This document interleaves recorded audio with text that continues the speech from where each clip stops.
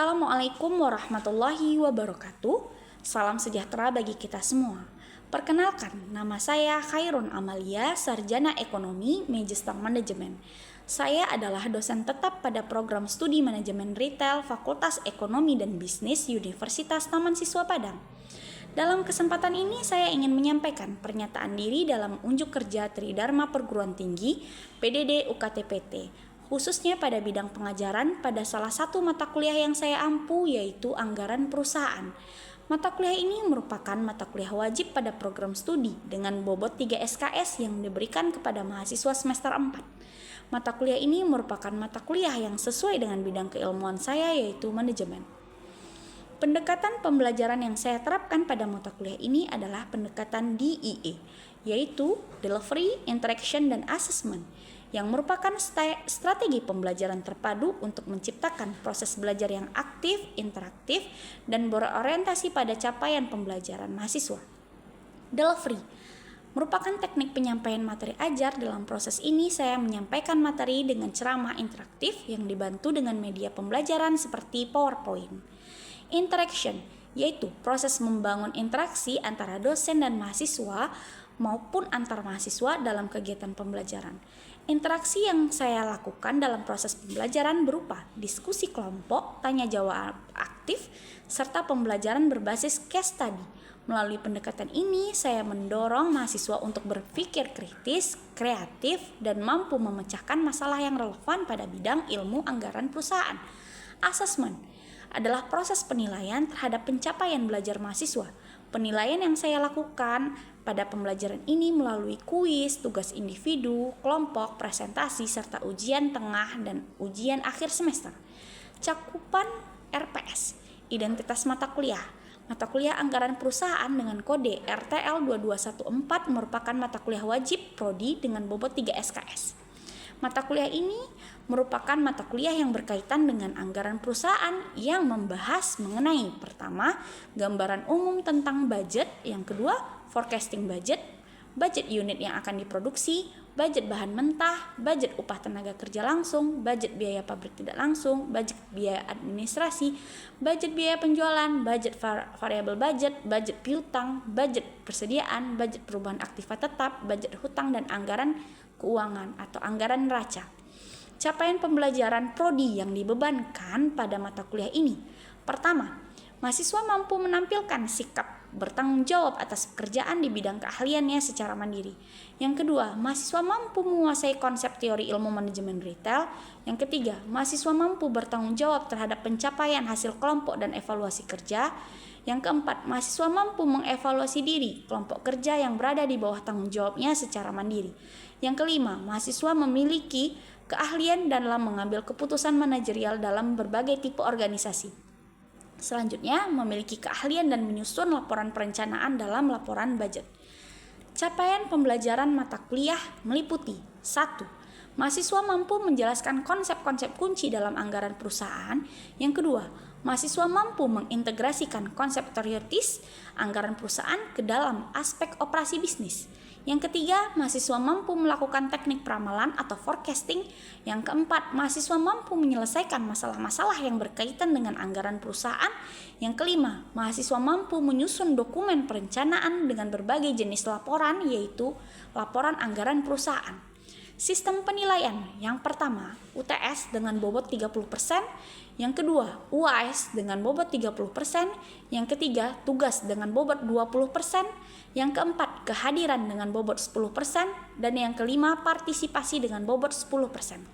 Selanjutnya, saya akan menampilkan proses pembelajaran pada mata kuliah anggaran perusahaan yang dilakukan secara luring di dalam kelas. Selamat menyaksikan. Terima kasih. Assalamualaikum warahmatullahi wabarakatuh. Waalaikumsalam warahmatullahi wabarakatuh. Alhamdulillahirabbil alamin. Hari ini kita berjumpa kembali ya pada mata kuliah anggaran perusahaan. Gak kerasa kita udah masuk nih pertemuan ke-13. Beberapa pertemuan lagi kita udah masuk UAS ya. Udah masuk UAS. Hari ini kita udah masuk ke materi pertemuan ke-13. Sekarang kita akan membahas mengenai budget perubahan aktiva tetap ya. Kayak di RPS kita apa sih di budget perubahan aktiva tetap, kita akan membahas mengenai konsep perubahan aktiva tetap, lalu faktor yang mempengaruhi adanya besar kecilnya perubahan aktiva tetap. Lalu kita nanti akan masuk ke kasus atau contoh soal gitu ya. Minggu lalu kita udah, masih ingat nggak minggu lalu kita belajar apa? Pada amnesia semua. Minggu lalu kita udah belajar tentang budget persediaan. Jadi nanti di akhir, ini sekarang pertemuan 13 nih. Di pertemuan 15 nanti kita review lagi ya seluruh pelajaran kita dari setelah UTS. Nanti kita review lagi biar nggak pada amnesia, lupa ingatan pas UAS. Jadi kita review di pertemuan 15 di kuis. Jadi pas UAS saya harap semuanya dapat memaksimalkan kemampuannya dan memperoleh hasil yang maksimal. Amin. Hari ini kita masuk ke materi yaitu budget perubahan aktiva tetap. Sebelum saya bahas nih apa sih budget perubahan aktiva tetap, saya pengen cek dulu nih ingatan-ingatan saudara yang sudah masuk semester lanjut ini. Ada yang bisa ngasih contoh apa sih itu aktiva tetap? Ada yang bisa kasih contoh? Boy tahu aktiva tetap apa, Boy? Tahu? Itu budget perencanaan yang RNJ untuk apa namanya? Aset tetap apa contohnya? Aset tetap Tetap seperti contohnya itu seperti gedung, mesin. Jadi sesuatu aset yang mungkin sulit diuangkan atau misalnya butuh waktu untuk menguangkan. Kalau kayak misalnya kas kan gampang ya, misalnya kita mau cairin kas, pergi aja ke bank cairin. Kalau aset tetap kita punya rumah, punya gedung, tapi kan itu butuh waktu ya untuk mencairkan, itu aset tetap. Jadi kalau budget perubahan aktiva tetap itu adalah budget apa? Yang berisi tentang segala perubahan yang terjadi pada aktiva tetap dari waktu ke waktu. Kok berubah, Bu? Ada mikir nggak sih kok bisa berubah? Kan dia apa? Dalam rumah apa yang berubah, Bu, gitu ya? Ada yang bisa kasih contoh maksud berubahnya apa? Maksud terjadi perubahan aktiva tetap tuh Agnes tahu apa maksudnya? Kenapa dia berubah? Mesin baru. Karena kita beli mesin baru, bisa jadi kan dalam seiring berjalannya waktu kita nambah nih loh. Misalnya aset tetap kita misalnya ada 10 mesin. Tiba-tiba seiring berjalannya waktu kita ada rencana nih menambah kapasitas produksi, kita beli mesin lagi. Tandanya kan terjadi perubahan aktiva tetap. Jadi kalau perubahan aktiva tetap itu, misalnya kalau budget perubahan aktiva tetap maksudnya adalah sebuah rencana anggaran yang berisi tentang apa sih perubahan-perubahan aset tetap yang akan terjadi di waktu yang akan datang. Misalnya nih, tahun besok kita harus nambah kapasitas produksi. Ternyata karena kita harus beli mesin baru. Oh, kayaknya kita terlalu banyak nih mesin-mesin yang tertumpuk yang udah nggak berguna. Katanya kita harus apa? Jual mesin yang lama. Itulah kayak makanya ada perubahan aktiva tetap. Nih misalnya nih, kayak tadi yang saya ceritakan perubahan aktiva tetap itu meliputi apa aja sih? Misalnya kita beli aset baru, Bu, mobil saya udah jelek, Bu, ini udah nggak bisa bawa barang-barang di pabrik lagi, butuh mobil. Makanya kita harus beli aset baru, bisa dalam bentuk mesin, mobil, dan yang lainnya. Atau misalnya kita mau bangun gedung baru, Bu, gedungnya udah sempit, Bu, mau bangun gedung baru, misalnya kampusnya Ibu udah sempit di kampusnya, mau nambah gedung baru, makanya kita akan terjadi perubahan aktiva tetap. Yang ketiga, misalnya menambah ruangan baru, Bu, ruangnya kecil, satu kelas sumpek, Bu. Bisa jadi kan, misalnya kalau kampus apa sih nambah kelas baru, ibaratnya gitu ya. Jadi ibaratnya perubahan aktiva tetap itu bisa saja kita menambah aset atau mengurangi aset yang kita miliki gitu ya. Secara umum, apa sih kegunaan dari aktiva tetap? Ada yang bisa jelasin? Agnes, ada yang bisa jelasin? Koordinasi kerja itu maksudnya apa? Ada yang bisa jelasin nggak? Kenapa kita harus jadikan budget itu sebagai alat koordinasi kerja?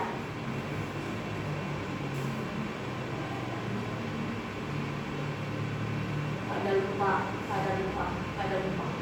Kenapa kan kalau misalnya anggaran itu Misalnya nih kita orang keuangan nyusun anggaran, itu kan akan digunakan oleh bagian-bagian lain, misalnya bagian marketing, bagian operasional. Jadi ibaratnya kalau kita misalnya nyusun anggaran, itu akan dijadikan sebagai dasar koordinasi antar bidang. Lalu digunakan sebagai apa lagi? Sebagai alat pengawasan kerja. Jadi misalnya kita berencana, saya punya ini rencana ini. Dengan adanya dalam bentuk dokumen, kita tahu loh, dan kita bisa jadikan itu sebagai dasar apakah realisasi sesuai nggak sih dengan perencanaan, gitu ya. Makanya penggunaan budget itu adalah sebagai alat koordinasi, pedoman kerja, dan alat pengawasan kerja.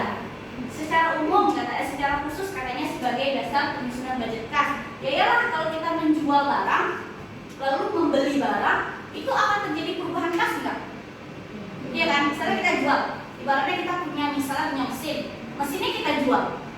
Itu duit kalau kita dalam bentuk kas duit keluar. Jadi ibaratnya kalau ada perubahan aktiva tetap, otomatis pasti ada perubahan juga pada budget kas, gitu ya. Jadi saudara nggak bisa nyusun budget kas tanpa paham dulu apa itu budget perubahan aktiva tetap. Gitu. Nih, masuk kepada dasar-dasar penyusunannya, budget unit produksi, aktiva tetap yang kondisi aset tetap yang lama bagaimana, ini faktor-faktor penyusunannya ya. Lalu tersedianya modal yang dimiliki perusahaan, kita nggak bisa juga yang beli-beli kalau kita nggak ada modal, ya semuanya butuh uang kan, nggak mungkin kan, kita kan bukan Kementerian Sosial ya, kita semuanya pasti orientasinya kalau ada uang baru kita bisa bergerak gitu ya. Lalu daripada kita pusing-pusing, kita sekarang masuk ke contoh soal ya. Nanti kita diskusi, saya jelasin dulu contoh soalnya. Misalnya gini, PT Karisma, si Karisma, dia pada bulan Januari dia berencana bakal menjual 10 mesinnya dengan harga 30 juta ya. 20 juta uangnya akan diterima pada bulan Januari, di mana sisanya itu ya kan akan diterima pada bulan Februari. Karena Februari kita terima duit berapa tuh? 10 juta sisanya kan. Lalu transaksi penjualan ini direncanakan pada 2 Januari dan mesin akan dibongkar dan diserahkan pada 15 Januari. Tandanya kalau kita lihat ke tadi itu ya, daripada ini kecil banget ya. Ini di sini beli mesin. Kita menjual mesin ya. Misalnya menjual mesin tadi 30 juta ya. 30 juta tandanya 20 juta duitnya diterima pada bulan Januari. 20 juta Januari. Sisanya diterima di Februari, tandanya dibikin di Februari. Gampang kan? Tandanya cuma memindahkan informasi yang di soal, pindahkan dalam bentuk tabel. Nih, membeli mesinnya di 2 Januari dan selesai membongkar mesinnya itu 15 Januari. Tandanya 2 Januari sama 15 Januari. Gampang kan? Lalu apa lagi tadi? Pada bulan Maret kita rencananya jual lagi nih, jual. Bulan Maret kita jual mesin fotokopi harganya 5 juta. Dia bilang nih di sini transaksinya dilakukan pada bulan Maret, lalu diserahkan pada bulan Maret. Karena uangnya diterima di bulan apa tuh? Kalau kita jual bulan Maret, diserahkan bulan Maret. Uang masuk ke perusahaan pada bulan apa? Pada bulan Maret juga. Tandanya pasti double, tinggal masukkan aja. Di bulan Maret 5 juta alat fotokopi. Itu aja kan? Nanti di keterangan selanjutnya di sini dibilang nih bulan Februari kita akan membeli. Kalau membeli itu tandanya kita menambah aset tetap atau mengurangi aset tetap? Menambah. Kita kan beli ya. Harganya 30 juta, di mana 25 juta itu dibayar di Februari. Tandanya apa? Masukin lagi ke tabel. 25 juta dibayarkan di bulan Februari. Sisanya dibayarkan pada bulan Maret. Yaudah, sisanya dibayarkan pada bulan Maret. Jadi sebenarnya budget perubahan aktiva tetap itu tidak menyeramkan ya, cuma memindahkan informasi di soal ke dalam bentuk tabel. Ingat, kapan dia dibayarkan, kapan dia dilunasi, kapan dia dimulai, kapan dia diselesaikan. Dipindahkan dalam bentuk tabel, dapatlah informasi budget perubahan aktiva tetap. Jadi sebenarnya ini adalah kalau menurut saya dari semua materi anggaran, inilah yang paling nggak ada rumus statistik Y sama dengan atau BX, nggak ada yang bikin pusing. Asalkan saudara lihat di soal kapan uang diterima, kapan uang dikeluarkan, pindahkan informasi tersebut ke dalam bentuk tabel sehingga data ini bisa dijadikan sebagai pedoman dalam kebijakan manajemen perusahaan. Tadi udah dijelasin ya, sekarang kita masuk ke kuis. Kerjain dulu, nanti kita diskusikan sama. Ada yang nggak ngerti silahkan bertanya. Karena ujiannya tutup buku, jadi saya harap ya berlatihlah di kuis. Oke, kita masuk ke kuis. Silahkan catat dulu kuisnya. Kita lihat kuisnya. Nanti kita berapa lama mau waktunya? 15 menit ya. Ya 15 menit, maksimal 15 menit. Nanti manusia-manusia beruntung yang akan saya tunjuk akan menjelaskan di depan dari yang jawaban yang saudara buat. Oke, silahkan cekidot. Kita 15 menit ya. Diskusi ya, tadi udah kuis ya. Sekarang kita ini manusia beruntung yang terpilih dari kita ya. Kita suruh untuk menjelaskan apa sih yang sudah dikerjakan di kuis. Nanti kalau ada yang nggak ngerti silahkan bertanya. Oke, silakan Agnes jelaskan hasil dari kuis saudara tadi. Baik teman-teman semuanya, saya akan menjelaskan kuis kita yang tadi ya tetap di data. Jadi tadi di situ kan ada 4 soal. Jadi saya langsung buat tabelnya aja. Jadi di soal tadi yang pertama itu ya PT XYZ pada Januari 2020 merencanakan menjual 5 mesin yang ada pada Departemen 1 dengan harga 25 juta. Jadi kalau yang merencanakan menjual itu yaitu di mana kita melakukan yaitu pengurangan kalau ada kata-kata menjual. Ya. Jadi kalau kita membeli itu ada kata-kata penambahan akibat tetap. Nah, jadi teman-teman bisa tahu mungkin yang mana menjual, yang mana membeli ya. Jadi di situ tadi dengan harga yang masih Departemen 1 itu 25 juta. Di mana jumlah uangnya 15 juta diterima di bulan Januari. Berarti di sini kita buat dari pengurangan karena di situ menjual. Jadi Departemen 1-nya di situ ada 15 juta. Tadi kan ditanya itu 25 juta keseluruhannya. Tapi 15 jutanya itu diterima di bulan Januari. Jadi di sini ada 15 juta. Jadi 5 jutanya itu diterima di bulan Februari. Jadi di sini ada 5 juta di bulan Februari. Jadi 5 juta lagi juga ada di bulan Maret. Jadi kita kasih aja di sini, kita salin aja. Berarti 15 juta tambah 5 juta tambah 5 juta berarti hasilnya sama dengan 25 juta. Apakah saudara mengerti atau saudara Paham? Boy paham kok, Boy? Dia senyum-senyum ya. Sangat paham. Paham. Jadi jangan lupa juga kita buat nanti mulainya sama selesainya dalam apa itu menjual itu misalnya transaksinya itu penjualan diproses pada bulan 2 Januari berarti kita memulainya pada tanggal 2 ke bulan 1. Jadi selesainya itu tanggal 30 Januari berarti 30 bulan 1 2020. Apakah paham? Paham. Oke. Baik, ke soal kedua yaitu pada bulan Maret direncanakan menjual 2 AC, berarti kita buat di sini AC. Berarti dia menjual ya, berarti kita melakukan pengurangan. Di mana 2 AC itu dari kantor administrasi karena sudah tidak dianggap ketinggalan zaman, berarti seharganya 4 juta. Jadi transaksinya dilakukan pada bulan 1 Maret dan diserahkan pada bulan 5 Maret. Jadi nggak usah panjang-panjang, sehingga kita buat aja di sini 4 juta.